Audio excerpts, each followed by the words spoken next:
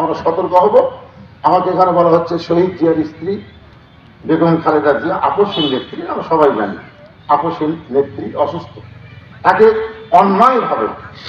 অন্যায়ভাবে তিনি একজন এতিমের মা, সে কোনোদিন এতিমের সম্পদ আত্মসাৎ করতে পারে না। কথা বলেন না? যখন প্রেসিডেন্ট জিয়া রহমান বলেছিল আমার 2 বাচ্চাকে, আমি তো সবসময় ব্যস্ত মানুষ, প্রেসিডেন্ট জিয়া তো খুবই ব্যস্ত ছিল যে 4.5 বছর তিনি ছিলেন বাংলাদেশে, আল্লাহ নিয়ামত ধরে গেল, সুবহানাল্লাহ সুবহানাল্লাহ ধরে গেল, যেমন নিয়ামত সুবহানাল্লাহ দোকানে 7 মাসের থেকে আপনাদের মহাস্থান পর্যন্ত প্রেসিডেন্ট জিয়া হেঁটে একজন বলছে এখানে মহাস্থান আল্লাহর ওলি শুয়ে আছে, চলো যাই এটা হাঁটা শুরু করছে।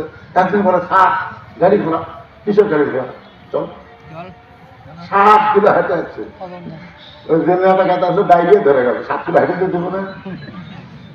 মসজিদের মধ্যে সামনে একটা মসজিদ পাইছে গোকুল এলাকায়, মসজিদে গিয়ে 2টা খুলে নামাজ শুরু করি, তারা কারি ওজু। আরে পাগলা, সব সময় ওজু অবস্থায় ছিল শহীদ প্রেসিডেন্ট, তোমার আল্লাহ রান্না দুনিয়ার থেকে বিদায় নেওয়ার সময় তার ভাঙ্গা ছোটকের ছাড়া কিছু খুঁজে পাওয়া যায় না।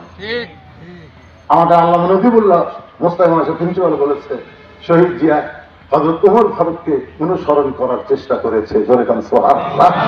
ভাইজান, তার স্ত্রী বেগম জিয়া তার ছেলে আরাফাতকে ভর্তি করবার গেছে, ভেস্টার জিজ্ঞাসা করছে বাপের নাম কি, জিয়াউর রহমান। এটা বলে কোন জিয়া? জিয়াউর রহমান।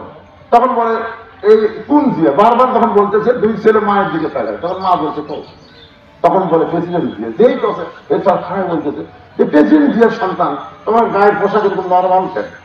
বলে এই পোশাক তো আমাদের না, এই পোশাক আমাদের বাবার ছিল, বাবার যখন পোশাক পুরাতন হয়ে যায় সেই পোশাক ফেরত দেওয়ার দিনে নেয় না, সেই পোশাকটা আমাদেরকে প্যান্ট শার্ট বানিয়ে যায়।